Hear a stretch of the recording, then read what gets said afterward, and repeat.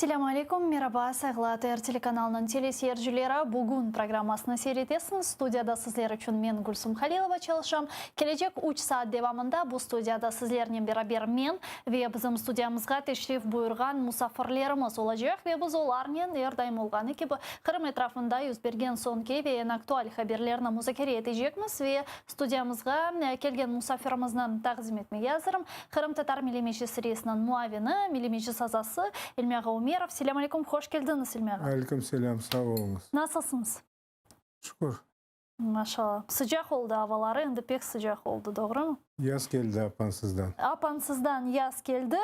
Lakin bizde Kırım etrafında yüzbergen haberlerde ne yazık ki da kış mevcut. Çünkü haberler bundan ibaret geliniz birinci mesele bu suvdan başlayıq. Suvni Kırım'a bermek için Putin kaba kuvvet kullana bile ve eskalasyonu bile başlata bile. Böyle fikrini o'zining Facebook sayfasında Cemaat erbabı siyasi erbab Dmitriy Karp bildirdi. Bu insan malum olğanı ki Avtomaydan'ın reislerinden biri ve Kırım Xamaçavında büyük faal vatandaşlarımızdan biri olğan edi. Sizin de bilgenizge göre ve şimdi suv etrafında yüzbergen bu sonki haberler etrafında da o'zining fikrini bildirdi. Келіңіз оны dinleyik. У Криму майже закінчилась вода. Думаю, що Путін знаходиться на серйозній розтяжці, попав в так звані ножиці. Яке би рішення не прийняв, все одно програє. І він, переконаний, це розуміє, але нічого вже змінити не може. Путін без України нуль. Історію він у школі прогулював. Київська Русь великая, але не московська. Радянський Союз без України був також нуль. Великий Путін сам себе переграв. Зараз українська влада і багато експертів почнуть переконувати, що мир лежить через подачу води у Крим. Не виключаю штучне загострення у зоні АТО, щоб суспільство підвести до подачі води у Крим. Хочу всіх застерігти, що влада міняється, а 111 стаття «Державна зрада» залишається. Sizin düşüncеңizге көре, Қырымға сув бермек үшін Путин насыл бір әрекетні yapabilir, не yapabilir aslında? Putin'in ahvalı şimdi açık kıyınlaştı. O Ukrayna anayasasına, Rusya anayasasına, konstitusiyalarına değiştirmeler körsetmege istiyor ve prezidentlikin devam etmege istiyor. 2036 senesine kadar. Sonuna kadar. Ben bilesem bunu Lukashenko'nun istekleri bir. Eksi de 25'er yıl çalışalar ve daha çalışmaya isteyirler. Ama Rusya devleti kıyın vaziyette. Tamır milletlerin hukukları tanılmay, destek almaylar. Kırım'da da aynı ile Kırım Tatarlarının her vakit problemaları çıkar. Şimdi bu su meselesi ona bir pozisiyalarını güçlendirmek için bir hareket dayın görünür dep düşünüyorum ben. Yani bu sadece siyasi bir mesele onun için, vatandaşlarını düşüngeni için değil. Vatandaşların düşüngen olsa o asıl öyle şeyler yapmaz edi. Ukrayna'nın alakalarını tüzer edi ve dost devletler, dost memleketler dayın yaşar ediler komşu olup. Ya buna bu suv meselesini siyasi cihetten nasıl kullanacak Putin sizin düşüncеңizге göre? Mesela olarak Ukrayna suv vermege karar alsa, Putin bunu nasıl kullanacak? Gerçek aytsam men öyle görmeyeyim. Ukrayna berer dep düşünmeyeyim. Bermez dep düşüneyim. Berecek olsa bile anlaşma tüzmek gerek. İki devlet arasında o Kırım'ı Rusya saya, biz Kırım'ı Ukrayna sayamız. Anlaşmada nasıl yazacağımız? Ukrayna Rusya'ya Kırım Cumhuriyeti'ne su bere ya da vaqtincha işgal olgan avtonomiyaga su berem. Екіншісіне Русия разы Екіншісіне olmaz. Русия разы болмас, құрып қалса біле. Мен оқыдым сіздің постыңызды, сіз Facebook сайтыңызда yazған едіңіз бұл су мәселесі etrafında аңлашма құрылacak olsa, екі жеттен құрылacak. Я Қырым, Украина, Қырым Мұхтар Cumhuriyeti'ne су беріле, я да Қырым Русия, Қырым Cumhuriyeti'ne су беріле деген Украина аңлашма. тарafında da hele fikir бар. Анда Украина vatandaşları yaşay, onun için su vermek gerek. Ama Ukrayna vatandaşlarından başka anda harbi kısımlar pek çok. Harbiler, военныйлер çok. Ama siz Kırım vatandaşlarımızın erdayım bağdasınız, laf edersiniz. İçecek su yetedi Kırım'da, doğru mu? Asıl tek населениеға su vermege bütün Kırım'da yeterli derecede. Açıkta çalışsalar, su toplamağa öğrenseler, asıl bir problema olmayacak еді. Koy mahsulatlarını suvarmağa da yeter еді. Ama sizin düşüncenize göre kaydan bu aslında peyda oldu? Şimdi biz eşitemiz ki bu Kırım'a su verу meselesi çok faal oldu ve kütlevi informasyon vasıtalarında çok müzakere etilgen böyle meseleler sırasında. Aslında bu Kırım'a su verme gayesi şimdi hükümet seviyesinde mi müzakere etili ya da öyle sakıntılar mevcut, kaydan bu peyda oldu? Ben bilesem bu sakıntılar devletler arasında münasebetlerde daha o mesele bakılmay. Şimdi ular taşlaylar ortağa, cemaat, siyasi güçler nasıl reaksiyaları olacak onu tekşirip bakalar. Ama bana hükümet seviyesinde de ayttınız, siz bilesiz geçenlere Ukrayna Yukarı Şurası'nın komitetinde, Nezler Şurası yanında komitette böyle bir Kırım'a su veruvni takbih etken böyle kararını destek etmedi komitet ve Yukarı Şuraga көрсетмеге razılık vermedi. Bu yönde hükümet seviyesinde değil mi zaten? Yok, o Ukrayna'nın içinde. Rusya'nın bak tutmadı ular. Özleri istediler bu mesele asıl bakılmasın ve su işgal bitmeyince Kırım'a vermeyeceğimiz deyip karar almağa hareket ettiler. Demek milletvekillerinin arasında öyle düşüngenleri var. Ama geçirip olamadılar. Başka türlü düşüngenler de var. Bizim özümüzün aramızda Ukrayna'nın Yukarı Şurası'nın deputatlarının arasında problemalar yeterli. Rusya kirişmese bile bizim problemalarımız bir çok. Ben geçken bir yayınlarda aytıp geçken edim 5. kolonna deyip. O 5. kolonna yazıklar olsun Ukrayna'da bayağı nüfusu da var. Күчі де бар. Келіңіз açıqlayық, bu 5. kolonna деп айтқаныңыз вақыт, bu kimni ima etесіз? Bu kim? Rusya taraftarları. O anlaşılır zaten. Ama biz bilemiz mi sonuna kadar kim Rusya taraftarı, kim saklana ama Rusya taraftarı ya da belli etmeyin. Yukarı Şurada sayısı ikinci olgan fraksiya bütünlüğü Rusya'nın taraftarları. ОПЗЖ. ОПЗЖ. Партия за жизнь. Оппозиційна платформа за життя. Ama мына бақыңыз, алда біз білеміз ки Украина Yukarı Şurası'nda monobolşinstvo mevcut. Ve Ukrayna'nın bağlı çok böyle mühim kararlarını ОПЗЖ değil de monobolşinstvo, yani Слуга народу firqası ala. Tek anayasaga değişmeler kirsetilmesi gerek olğanı vaqt, o diğer fraksiyalarının, firqalarının birleşe bile. Европейский Solidarność olsun, Голос olsun, Батьківщина olsun. Böyle alda onların sesi de çok mühim değil aslında, değil mi? Böyle çetten bakanda öyle görünüyor. Ama Слуга народа hepsi bir değil ular.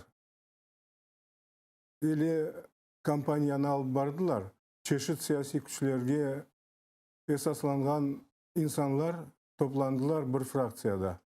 Onların arasında da дава бая дүйіла енді.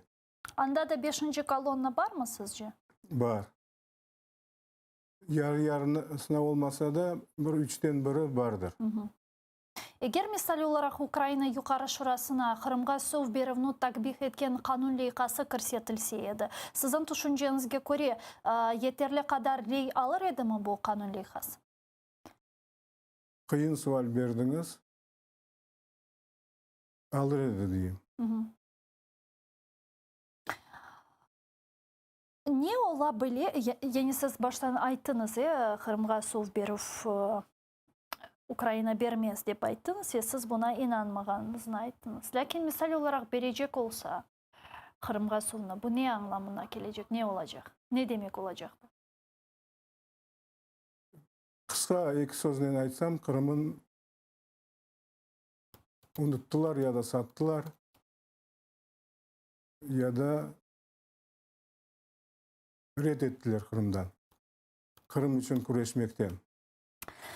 Мына кеченлері Қырым татар милли межлисіміздің рейсі Рифат аға Чубаров айтты ки, ишғал етілген Қырымның децентрализация черчевесіндегі бөлів планы енді керчеклешкен ве оны районларға бөлгенлер. Келін соны денгейік. В офісі Меджлісу кримсько-татарського народу обговорюємо варіанти районів Криму в рамках здійснюваної по всій Україні децентралізації, створення об'єднаних територіальних громад базового рівня органів місцевого самоврядування розпочнеться безпосередньо з моменту деокупації Криму. Сподіваюсь, результати спільної роботи Меджлісу, народних депутатів України та представництва президента України в АРК побачимо незабаром закріпленими в постанові Верховної Ради України. У нас с нами сейчас на прямой связи народный депутат Украины, фракция «Слуга народа» Виталий Безгин. Здравствуйте. Доброго дня. Доброго дня. Ну, вот только что мы услышали заявление председателя Меджлиса крымско-татарского народа о том, что план деления оккупированного Крыма на районы в рамках децентрализации уже завершен. Вот расскажите нам, пожалуйста, какие именно коррективы внес Меджлис крымско-татарского народа в предыдущий драфт, который мы с вами обсуждали, и в каком виде сейчас нынешний драфт? Так, дякую. Ну, тут навіть справа не зовсім в корективах. Коли ми розпочинали, власне, роботу над цим, ми зробили кілька зустрічей безпосередньо. Спочатку в комітеті, потім в офісі представників Меджлісу, і дійшли до того, що найбільш правильним шляхом буде той формат, що, власне, представники корінного народу і візьмуть на себе безпосередньо ініціативу і стануть основними авторами безпосередньо нового районування Криму. Власне, завдяки цим напрацюванням, завдяки цій ініціативі зараз ми маємо проєкт з 10 районів, який, власне, і буде присутній в урядовій постанові, яка, дуже сподіваюсь, буде розглянута на найближчому засіданні уряду в середу. Тому, власне, тут є щільна співпраця, насправді, всіх інституцій. Я переконаний, що саме наявність Криму в цій постанові ще раз підкреслить і зафіксує, що Україна здійснює реформи на всій своїй території і, звісно, що Крим є невід'ємною складовою.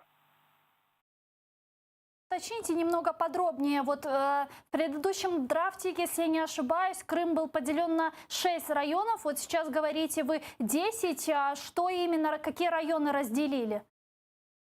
Ну, дивіться, так, в початкових варіантах, тобто в експертних варіантах, що були запропоновані, були пропозиції на 6 або 7 районів, представники Меджлісу все ж таки запропонували 10. Мова, наприклад, з приводу наявності була одного або двох районів в північній частині півострову, тобто, да, в тому, чи там будуть Джанкойський та Аюкапуй 1 чи 2, власне, було запропоновано 2.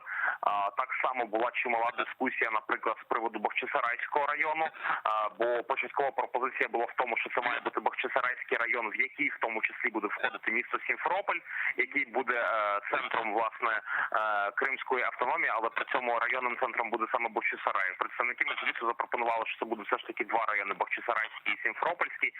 Це, власне, такі найбільш ключові відмінності.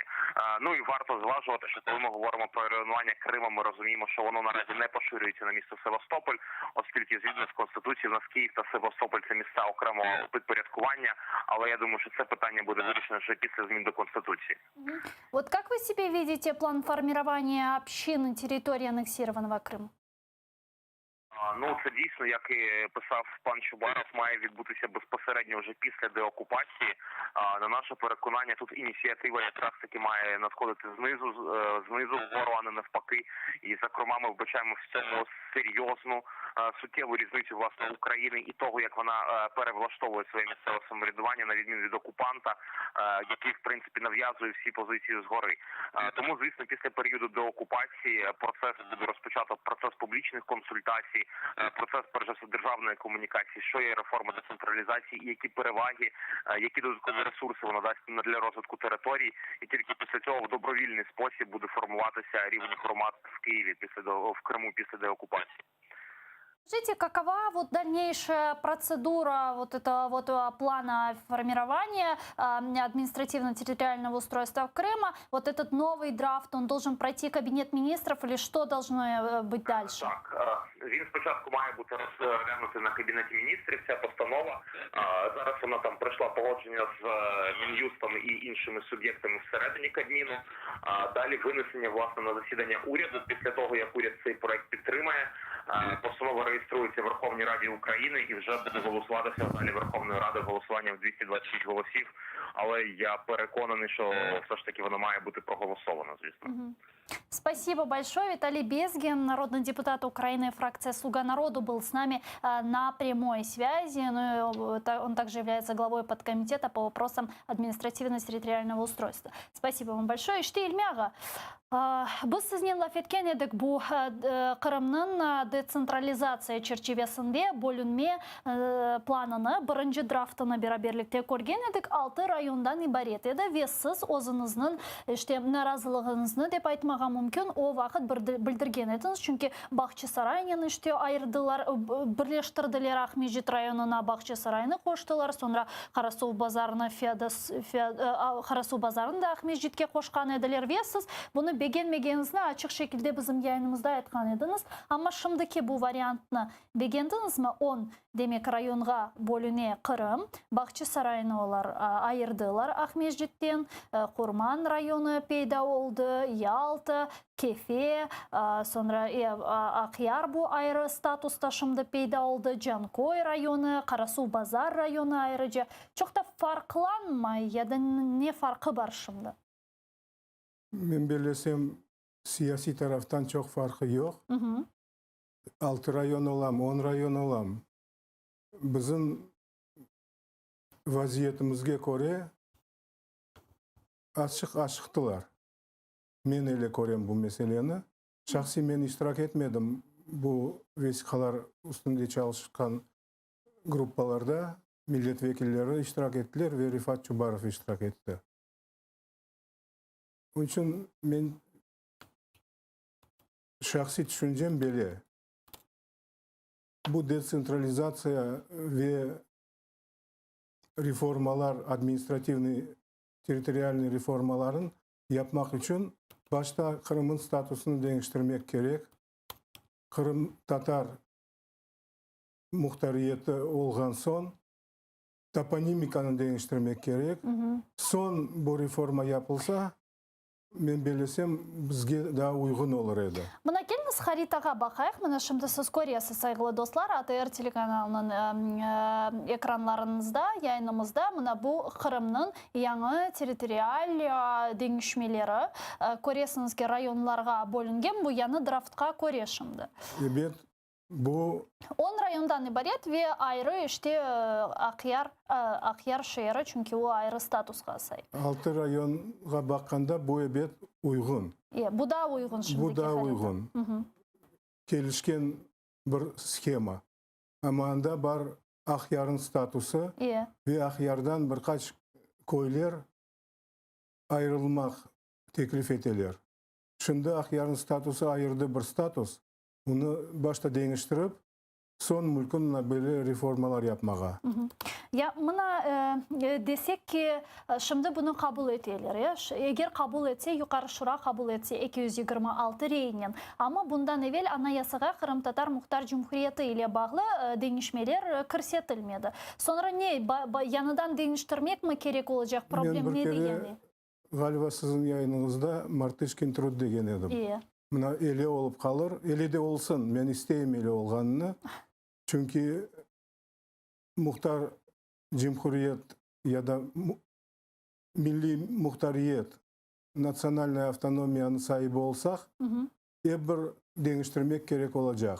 Son bu şimdi alacak kararına değiştirmeler kırsetmege mecbur olacaklar hepsi var. Son toponimikаны kabul etken son daha bir kere rayonların bekim kaysı birini adları değişmek mecburunda kalacaklar. Allah versin çıkabersin ele işleri aldılarında tek bizim meselelerimiz adım adım çözülsün. Топонимика дегенде шымды біз көреміз русчасына адлар мевжут, анда Курман районы, яны Капу районы тек көрді, ама Ахяр алсақ, Ахмежитні алсақ, Кефені алсақ, Керічні алсақ, Евпатория деп анда yazылып, бұлар епсі рус тілінде yazылған. Қырым татар жедегел. Егер анаясаға денішмелер кірсетілсе, бұларын адлары денішежек, доғырым мен анлағаныма көре? Mutlak değiştirmek mecburmuz.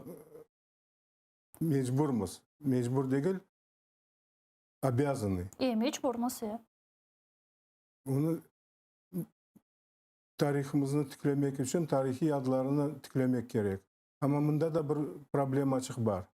Ukrayna'da bar kanun o dekomünizasiya. Dekomünizasiya yapkanda hepsi tarihi adlarımız kaytmay. Birkaç tanesi, bir kısmı kaytarılacak.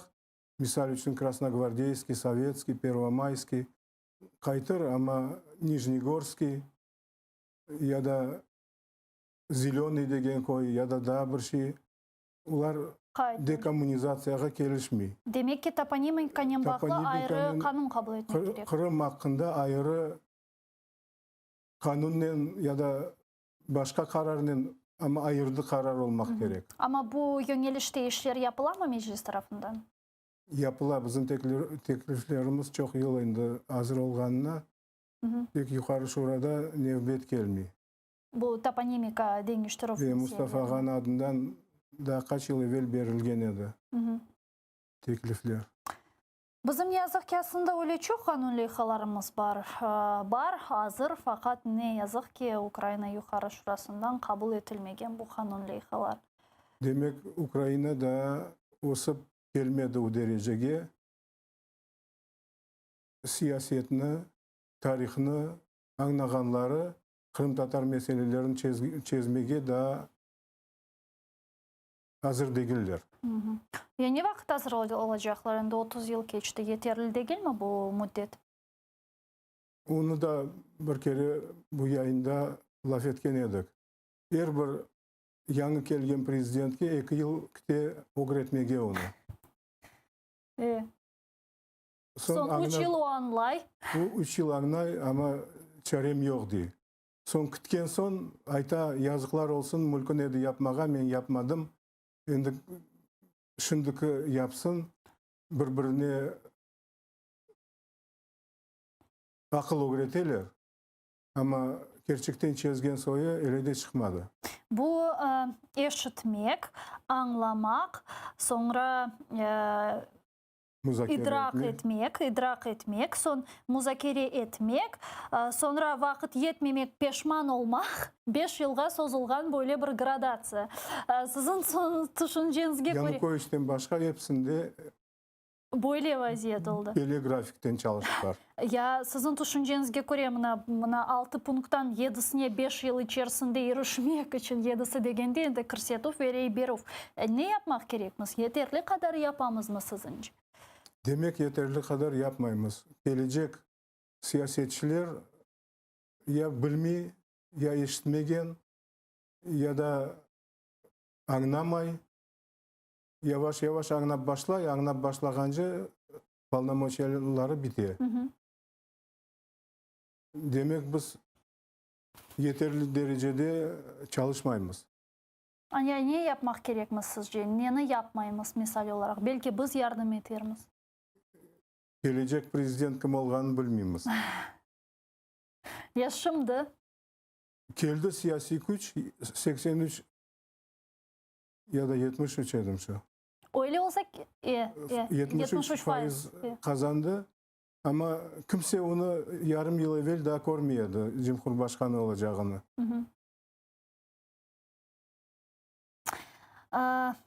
Demek öyle kuş geldi. Gerçekten de çok reyli. Ama içinde Kırım Tatar problemasını bilgen soyları 2-3 tane yakın vardır. Şimdi yavaş yavaş öğretmek mecburuz. Mına öyle oldu ki eğer Ukrayna hakimiyetinin birde-bir faaliyetini yapmasını istesek, yani Kırım Tatarlar mındaki bulungan faaller menim gözlemlerime göre, olsun 2015 senesi, siz hatırlaysınız Kırım Kamaçavı. Eğer faaller olmasaydı, Kırım Tatar Milli Meclisi olmasaydı, belki de aleda bu günge kadar Ukrayna Kırım'ın alışveriş ticaretini yürüteydi. Yani işgal etilgen teritoriyanın bu uç geçit noktasından, Çaplınka'dan, Kalançak'tan, Çangar'dan. Eğer siz olmasaydınız, Kırım Tatarlar Milli Meclis olmasaydı 6 yıl belki de şimdi de bir şey değişmezdi. Belki de elektrikini de satmağa devam ederdiler. Belki de Şimali Kırım kanalından bile faaliyet yürütülüyordu. Belki de faaller olmasaydı Kırım'da Ukrayna prezidentinin daimi temsilciliği bile değişmezdi. Siz aklınızdan da Popova degen bir kadın var edi. Onun kim olganını, kayda olganını hiç kimse bilmeydi. Aleda çalışar edi. Kimse Aleda çalışar edi 6 yıl olmasa. 6 yıl devamında faaller böyle çıkıp narazılık göstermesi, yapmasaydılar. Sizin düşüncenizge göre belki de bu kanun meseleleri boyunca da böyle hareket etmek gerek. Blokadada olganı gibi, elektrikle olganı gibi, suvla olganı gibi, daimi temsilcilikle olganı gibi ya da yok. Biz o zara her vakit müzakere etemiz. Siz şimdi aytıp geçtiniz yapılgan hareketlerini. Gerçekten de yapıldı, neticeleri oldu. Ve bu gururla, men mesela halkım bunu yapkanına gururlanam siz yapkanınızga. Ana o yeterli derecede çalışmayayım degen sözler siz şimdi aytkan meselege doğru kele. Biz yapamız hareketler tek yeterli derecede değil. Ne vakit milli muhtariyet tüklenecek, son mülkün aytmağa biz bu meselede yeterli hareketler yaptık. Ama mesele çözülmeyince demek bir şeyini yapıp yetiştiremeyiz ya da becerip olamayız. Çünkü şimdi alıp barılgan usullar şüphesiz olar doğru ve yapılgan bir şey yapılmaydı dep aytmağa mümkün olmaz. Çünkü bu doğru değil, bu yalan olur. Yapılgan hareketlerini biz göremiz, bilemiz. Fakat belki yanı bir usul tapıp çıkarmak gerek ya da belki bu usullar müzakere etile biz bilmeyemiz da Bunun üstünde her vakit aytam da her vakit nasıl toplansak biz o meseleni müzakere etemiz, ozaramız. Düşünüp tapsak evet yaparız. Ya Ukrayna hakimiyeti yanında Kırım Tatarlarının sesi güçlü mü sizce? Ukrayna hakimiyetinin yanında Kırım Tatarlarının sesi duyula. Güçlü dep olamayım ama считаются с нами, но istegenimizin yapıp olamayımız. İtibar eteler bizge. Bilesiz, böyle haber kelinizde nevbetiki böyle haberge geçecek. Kırım Muhtar Cumhuriyeti'nin prokuraturası Helsinki insan hakları boyunca Helsinki Ukrayna Birleşmesi'nin beraberlikte Halkara Cinayi Mahkemenin prokuratura ofisine nevbetiki böyle mesajını hazırlayken ve bu mesaj işgal etilgen Kırım'da jurnalistlerinin haklarının bozuluğu ile bağlı. Келіңіз dinleyik. Понад 20 людей з числа журналістів, блогерів, працівників українських та іноземних ЗМІ зазнали серйозних порушень своїх прав. Така негативна тенденція продовжується на півострові досі. Діяльність ЗМІ постійно знаходиться у полі зору окупаційних правоохоронних органів. У своїй роботі ми постійно намагаємось протистояти незаконним діям окупантів, зокрема допомагаючи кримчанам знати правду про реальну ситуацію з правами людини на півострові, оскільки інформаційний простір в Криму фактично насичений окупаційною пропагандою. Иштен Невбетеке бойле бір Гаага махкемесіне шикает Украина тарафындан. Бұл не бізге бережек сізінше? Işgal bitmegence neticesini görmemiz ebet. Tek eşitlerimiz nasıl karar alındı. Gerçekten de cinayi işler açmağa mümkün. Çünkü Kırım'da şimdi bağımsız bir tane gazet, jurnal ya da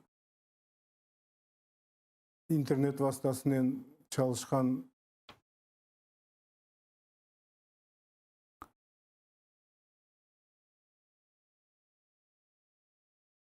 средства массовой информации. Kütlevi informasyon vasıtası.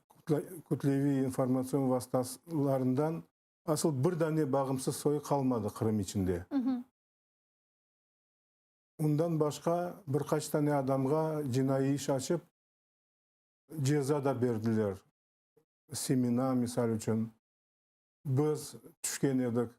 Ne? Men bunda sizge intervyu berip, anda cinayi iş açtılar. Bu da şu toplumga mülkün taşlamağa. Başınızı yaktım deseniz. Onun için gerek o meselelerin bakmağa ama realni yaşayışta evet Rusya bir şey değiştirmez Kırım'da. İşgal bitmeyince bir şey beklemek adam haklarını, insan haklarını korçalamak ya da matbuat vasıtalarını tiklemek, bunu beklemeye ben birleşsem olmaz. Мына сіз айттыңыз ки, бұл жинайы даваларының нәтижелерін біз тек işgal етілген Қырым, işgalден қорытылған соң көре білежекміз. Яғни шымды Қырым işgal етілгенше, демек ки халқара ақның Русияге бір тесірі yok mu? Ya da ne yapmak gerek ki Rusiyаны mesuliyetке çekmek için şimdi? Ukrayna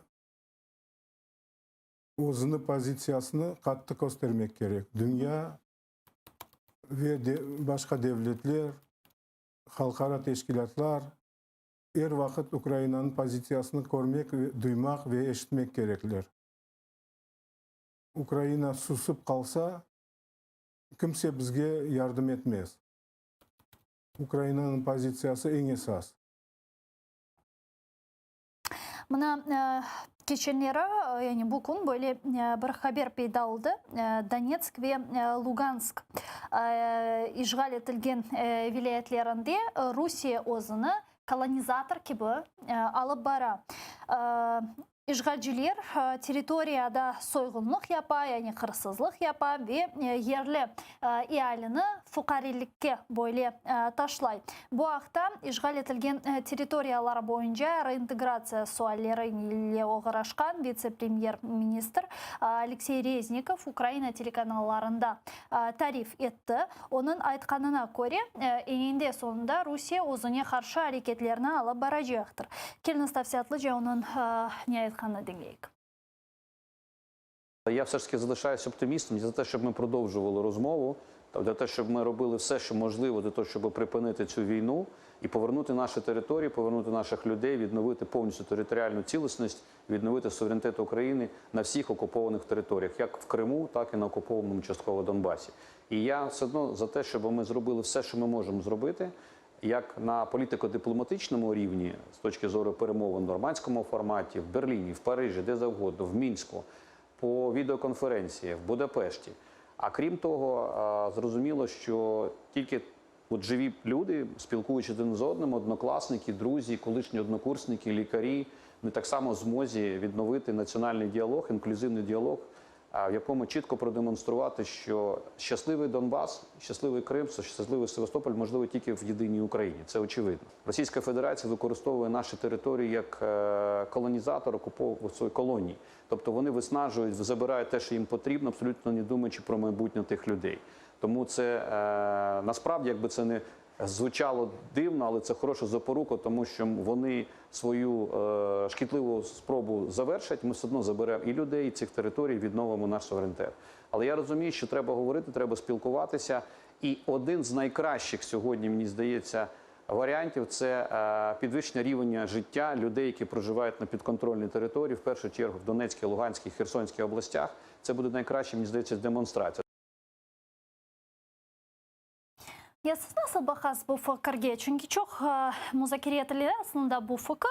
Eğer Ukrayna kıtasında insanların yaşayış seviyesi yüksek derecede olsa, hepsi böyle problemlerinin çözülüğünü göz önüne alacak olsak, birinciden içtimai problemler devlet içerisinde, bu işgal etilgen teritoriyalar için güzel böyle bir korunuş yaratacak ve insanlar özleri anda bulunganlar daha da Ukrayna'ya ıntılacaklar, Rusya'dan vazgeçmek isteyecekler. İşte bir vaxtları Rusya'ya koşulmağa istegen ialenin bir kısmı ve bu işte Ukrayna'ya daha da gerekli böyle bir reyler verecek işgal etilgen teritoriyalardan. Siz bu fikirge nasıl bakasınız? Bu fikirge men yaxşı dep saymayım bu fikirin. Utopiya dep sayam. Ne için? Yapsınlar aysa Ukrayna'nın yaşayışını Rusya'dan yaxşı. Men belesem, men Kırım için aytarım. Donetsk, Lugansk, anda açık başka türlü mesele. Anda da siyasi problemalar çok. Saylav kerekim yapmağa, sınırların ne vakit kontrolge alacaklar. Toprakların nasıl dereceye boşatacaklar, kaytaracaklar Ukrayna'ya. Anda da meseleler çok. Ama Kırım daha farklı. Çünkü Kırım aneksiye yapıldı. Rusya'ya koşuldu. Anda daha kıyınca. Келіңіз біздің yayınımызға şimdi Тамила Ташеваны бағлайық ve devam етерміз бұл мәселені. Тамила Ташева, заместитель постоянного представителя президента Украины в Крыму, с нами сейчас на прямой связи. Тамила Ханым, селям алейкум.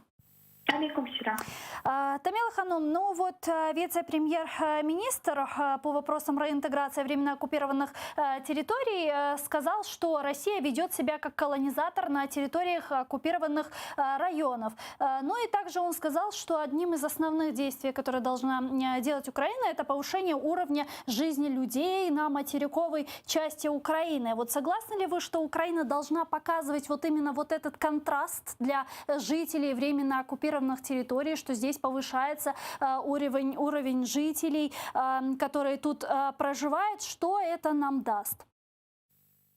Звісно, що це один з аспектів у деокупації Криму показувати реформу, показувати краще життя на підконтрольній частині України, але це лише один з елементів процесу деокупації. Звичайно, що ми розуміємо, що питання деокупації Криму лежить не лише на боці України, а в тому числі через те, що Російська Федерація шляхом військової агресії захопила наші території. Тому, звісно, що нам потрібно в першу чергу говорити про звільнення наших територій з боку окупанта. Звісно, що для цього є ряд механізмів, які потрібно застосовувати, в тому числі, звичайно, що це продовження санкційної політики по відношенню до Російської Федерації, політики невизнання окупації Криму, але в тому числі, звісно, що це постійна робота з населенням, яке проживає на окупованих територіях, як на території окремих районів Донецької та Луганської області, так і в Криму, максимально підтримувати наших людей на території півострову, надавати послуги по спрощених системах для того, щоб люди хотіли підтримувати ці зв'язки з материнською державою. Мы справляемся с этой задачей, с вашей точки зрения? Ще раз? Насколько мы справляемся с этой задачей? Насправді погано справляємось, і це потрібно виправляти. Я вважаю, що з приходом нашої команди, в тому числі до представництва президента, ми трохи зрушили це питання з мертвої точки, на якій стояли. Ну, принаймні, ми прибрали питання, пов'язані з нерезидентством валютним. Зараз будь-який кримчанин, тобто людина з кримською пропискою, може отримати банківський рахунок відкрити, чого не можна було б майже 6 років робити. Це питання отримання спецпринародження та смерть. Зараз на фінальній стадії законопроект, який має вноситись до Верховної Ради. Попередні 5,5 чи майже 6 років не було розуміння з боку державних органів влади, чому це потрібно робити, чому це є важливо. Тобто все поступово, політика по відношенню до людей міняється, але, на жаль, ми дуже багато часу втратили і просто відвертали людей від себе протягом останніх 5 років. Тамила Ханум, вот в условиях пандемии, как сейчас изменились вот условия пересечения административной границы с оккупированным Крымом? Продолжают ли оккупанты требовать проводить обсервацию от людей, которые пересекают административную границу? Слід сказати, що українська сторона так само застосувала ряд заходів, які не сприяють, звичайно, що питанню реінтеграції, і люди, які перетинають адмінмежу з Кримом, це така доволі складна процедура, тому що рух дійсно обмежений, і люди можуть перетинати адмінмежу з Кримом, тобто в Крим або з Криму на материкову частину України лише з гуманітарних причин, але все ж таки слід говорити, що дійсно окупаційна влада застосовує жорсткіші заходи, тому що не дозволяють йти на самоізоляцію, це обов'язковий обсерватор на даний момент, тобто поки що вони ці заходи не знімають. На даний момент ми зараз знаходимося в консультаціях з Міністерством реінтеграції. Ми ще раз донесли до них, що є великі проблеми з тим, що рішення приймаються на центральному рівні, відповідно, треба достатньо багато часу витрачається на прийняття рішень, тобто по 5-7 годин люди витрачають на адмінмежі. Тому ми зараз спільно з Мінреінтеграції працюємо над тим, щоб все ж таки нарешті ці обмеження або послабити, або зробити такими, щоб вони набагато легше проходили. Мы знаем, что 4 июня Антон Кореневич посещал контрольно-пропускные пункты на админгранице с временно оккупированным Крымом. Вот какие итоги данного визита? Могли бы вы поделиться с нами? Ми говорили про достатньо технічні питання, тому що, повторюю ще раз, згідно з розпорядженням Кабінету міністрів, яке було прийнято всередині березня, рішення щодо пропуску того чи іншого громадянина приймаються на рівні Державної прикордонної служби в Києві, тобто безпосередньо керівником Держприкордонслужби. Ми говорили про можливість, можливо, спустити такого роду прийняття рішень на низовий рівень, але все ж таки ми розуміємо, що можуть бути певні корупційні ризики, тому ми так обережно ставимося до такого рішення. Окрім того, ми говорили щодо питань, пов'язаних з тим, що багатьох громадян не пропускають всередину контрольно-пропускних пунктів. Зараз це питання теж проговорюємо. Тому здебільшого говорили про технічні питання, їх зараз виносимо до центрального рівня і до Міністерства реінтеграції, яке є суб'єктом прийняття, в тому числі рішень, і може виносити такого роду рішення щодо певних змін на засідання Кабінету міністрів.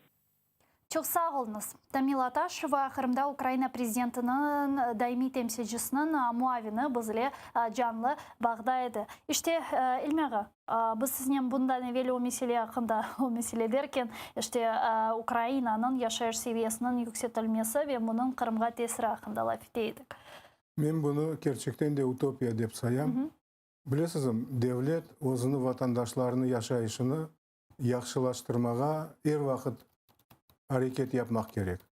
İşgal yaptılar mı onun bir teritoriyasını ya da yokum, o devletin vazifesi.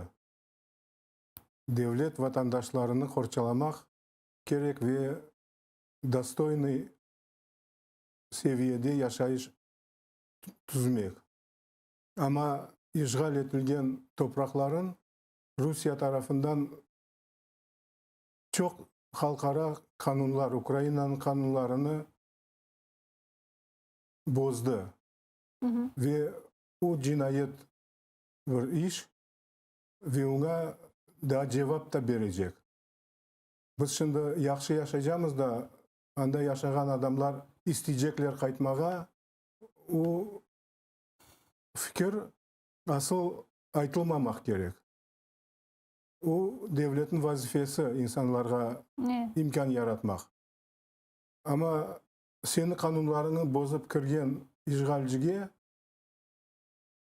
dünya boyunca her yerde aytıp sanksiyalarını güçlendirip bekim gerek olsa başka hareketlerini de kullanıp mecbur etmek gerek, kaytarıp almağa. İsteyim anda yaşagan insanlar, istemeyeyim. Seni devletin kısmını aldılar. Onu kaytarmak gerek. Ama istemeyenler yollarını açarıq. Ama bunda mantık da var bir cihetten. Çünkü 2014 senesi de çok fazla insan istemegen edi. Lakin onlardan kimse soramadı. Sordular sözde referandumda. Lakin onun neticelerini falsifikasya etkenlerini de zaten biz bilemiz. Bugün bile insanlar istese Ukrayna kaytmağa bunda Rusya'ya zaten vermezdi. Yani onlarga onun kararını. Kanunga aykırı bir hareket o referandum. Onun için soramadılarım. Ne kadar kaç faiz kazandılar, ne kadar pripiskalar yaptılar. O bir türlü alaka bu işke yok. Yok, evet. Zaten insanlar istese bile şimdi kaytmağa ki andaki bir ihale bunu istey. Bu onlarga da bağlı olmaz. Onlar onun kararını böyle ifade etip olamazlar. Kendi sözde bir referendumu ötkirecekler. Ne olacak? Biz her vakit aytamiz Kırım, Ukrayna. İyi. Kırım'da Ukrayna vatandaşları yaşay. Ama Ukrayna vatandaşı saymagan soyu ketsin kayda özünün vatandaşlığını tanılacak yerge. Mana siz bilesiz, en başta ayttınız da 1 iyul günü anayasaga değişmeler kirsetülüvü ile bağlı Putin böyle saylav ilan etti. Galiba 1 iyul günü olacak, men yanlışmasam bu gibi saylav. Sizin düşüncenizge göre milletimizni, halkımızını bu saylavlarga celp etmek için ne yapabilir işgalciler? Bu saylavlar nasıl, ne şaraitlerde, nasıl şekilde ötkerilecek? Men inanam ne yapsalar da milletimizin çokluğu barmayacak bu saylavlarga. Çünkü men eminim çokluğu tanımay Rusya'nı Kırım'da. Ama mecbur edecekler, nasıl saylavlarda etediler. Mında da öyle etmeye tırışacaklar. Büdjetle bağlı olan, aylıkları bağlı olan insanlar, işleri bağlı olan insanlar, iş adamlarını mecbur etmeye rıçakları var. Zaten er daim yapkanlara keba bunu onlar çoktan kullanır zaten. Başka ondan fazla ya da ondan çok kazanıp olmazlar. Buna siz bundan evvel sanksiyalar hakkında ayttınız. Avrupa Birliği sizin bilgenizge göre iyun ayının 10'unda men yanlışmasam Rusya'ya karşı sanksiyalarını devam ettirmeli ve onun Twitter sayfasında Radio Svoboda muhabiri Rekord Jozvik aytkanına göre Avrupa Birliği bu sanksiyalarını, Kırım sanksiyalarını devam ettirecek eken kelini son dinleyin. Посли Європейського Союзу в середу 10 червня дадуть зелене світло на продовження заборони Європейського Союзу на інвестиції в Крим ще на 1 рік.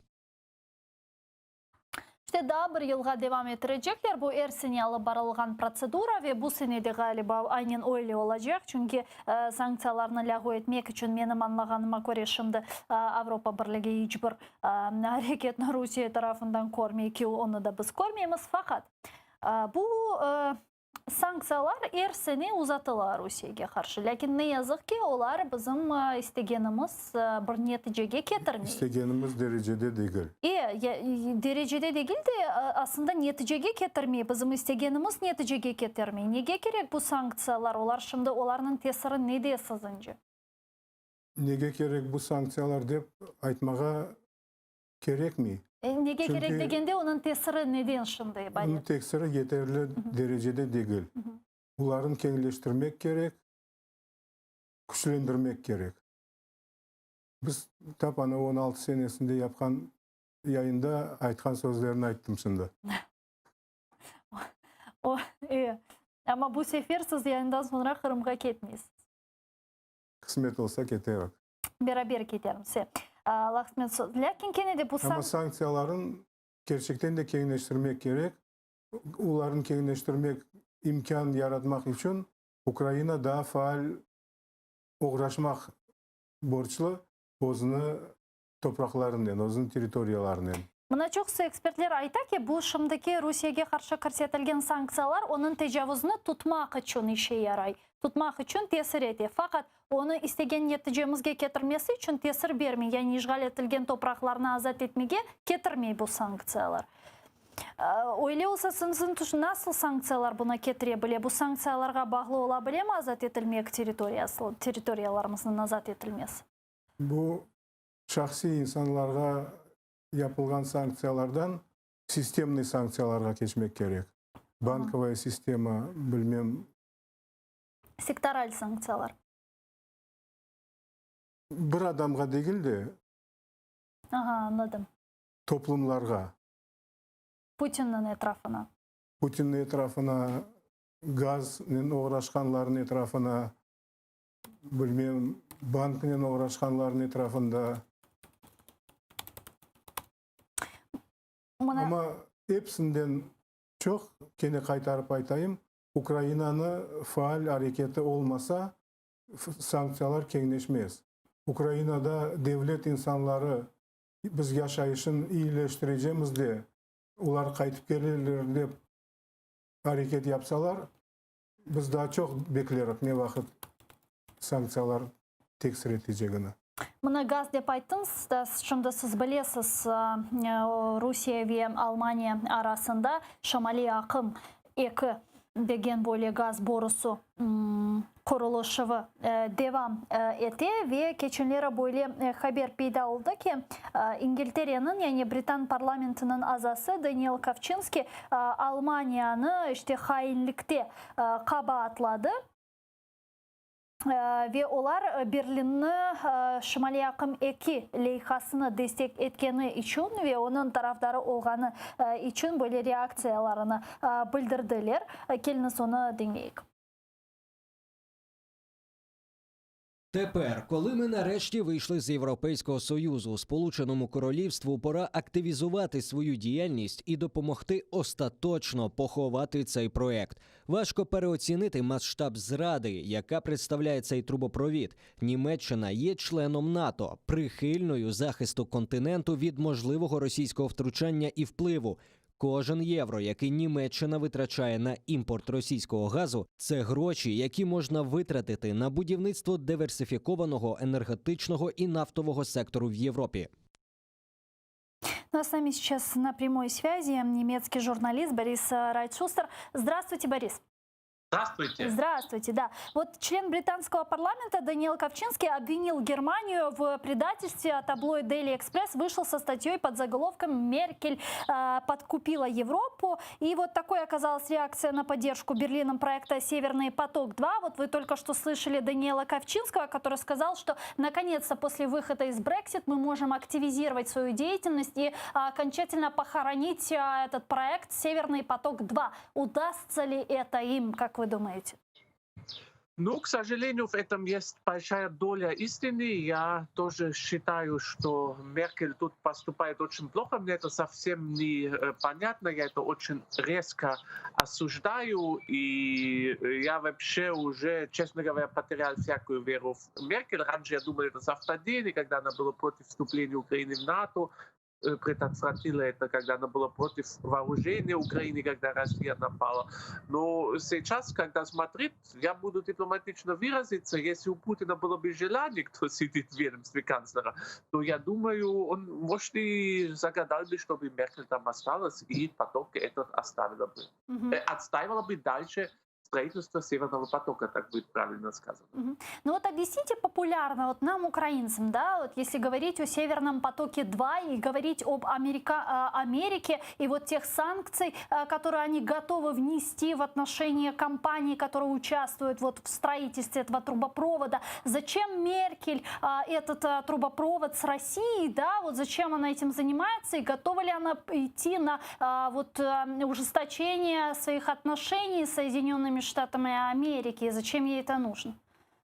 Это очень хороший вопрос, и я, честно говоря, ответ не нахожу. Это всегда говорят, она такая рациональная, она там все обдумывает, а тут это очень нерационально. То есть я просто как будто Путин ее держит за одно место. Извините, что я так выражаюсь, но у меня логического объяснения в принципе нет, потому что это реально наносит ущерб и Германии, и Европе. И это что-то, я думаю, еще и сильное давление немецкой экономики, тут очень сильное лоббирование Путина, Шрёдер очень лоббирует. Я думаю, это все вместе играет очень большую роль. Ну, вы, наверное, видели вот недавно проект, который опубликовал Bloomberg с новыми санкциями Соединенных Штатов в отношении Северного потока-2. Вот в случае, если они будут внесены, как вы думаете, они могут приостановить строительство Северного потока-2? Я думаю, они не могут в том плане остановить, что Меркель что-то передумает. То есть я думаю, она остается на своем, она в этом плане железной леди, но они могут что-то остановить в том плане, что другие факторы будут очень сильные, что экономика все-таки передумает. Им же не хочется этих санкций. То есть это может внешнее давление все-таки будет слишком сильное, потом еще есть технические факторы, да, там сейчас одна фирма уже не строит, то есть они могут действовать, но не на немецкое правительство, не с помощью немецкого правительства, но вопреки немецкого правительства, вопреки немецкому правительству. Мгм. Ну и плюс еще вот, что я хотела спросить. Вы знаете, что недавно украинские чиновники были с официальным визитом в Берлине и встречались с вашим министром иностранных дел Хайко Маасом, да, и обговаривали вопрос Украины, вопрос Донбасса, вопрос временно оккупированного Крыма. И вот наш министр иностранных дел Дмитрий Кулеба на брифинге сказал, что с международными нашими партнерами сейчас мы будем обсуждать создание вот новой платформы по неизбежной деоккупации Крыма. Как вы думаете, какую роль будет принимать здесь Германия? Какая-то может быть платформа по обсуждению деоккупации Крыма? Должна ли там быть Россия? Ну, мне уже очень не нравится, что такая тайная дипломатия возродилась. Да? То есть мы говорили, что в Украине вообще не знали об этом визите. И как раз немцы, которые имеют такую историческую ответственность, и перед Украиной особенно, и который все-таки был пакт Риббентропа-Молотова. И мы должны быть крайне деликатны в этом плане, чтобы не было ощущения, что немцы с русскими что-то решают про те страны, которые как бы между ними живут. И что Германия это делает, что есть такое ощущение, что они вот с русскими сейчас решат, что делать с Украиной, это, на мой взгляд, очень опасно. И это такое настроение, которое очень сильно преобладает в Германии, что вот мы с русскими там сядем, и мы решим, и там скажем украинцам, что делать. Меня это сильно возмущает. Ну, такого нет. Я очень Такого стараюсь нету, с этим по-вашему? бороться, но это как борьба с ветряными мельницами, знаете, это все-таки Украина, это для многих и в политике, и все. Но это же все равно Россия, ну это же там Путин решит, что с ними делать. Я уже вот сколько лет борюсь с этим, и как будто стеной об стенку, увы. Но вода камень точит, будем стараться. Может, через 100 лет как-то поймут, что Украина — это не какой-то придаток России, но это своя страна, своя нация, и что Крым — это не Россия. Увы, пока это очень сложно. Спасибо вам большое. Спасибо Извините, большое. у меня с глазами немножко тут ветер сильный. Ничего страшного. Извините Спасибо за вам помехи, но большое. голос работал, это главное. Благодарю. Борис Райс-Шустер, немецкий журналист, был с нами на прямой связи. Спасибо. Иште, Ильмяға, я сіздің түшінжеңізге көре мына 20 сәне қала. Украина Русия олмағанына ғарып не вақтан лайжық? Украина Русия olmağını anlatmak için Kenede Ukrayna çok hareket yapmak gerek. Gerçekten de dünyada bütün eski Sovet Birliği'ni Rusya deb hesaplaylar, sayalar. Ama Ukrayna endi biz o'zimiz haqında ayttık yeterli derecede çalışmaymiz deb. Bular haqında da mümkün ele aytmağa. Bu Severный поток 2 çalışıp başlasa, bu biz üçün mına bu su беру проблемасы Avrupa масштабында знак равенства мүмкін қоймаға. Çok sağ olun. Selmi Umerov, Milli Meclis Reis muavini studiyamızın bu safharıydı. Zaman Informasyon Programması devam etti yayınımızda.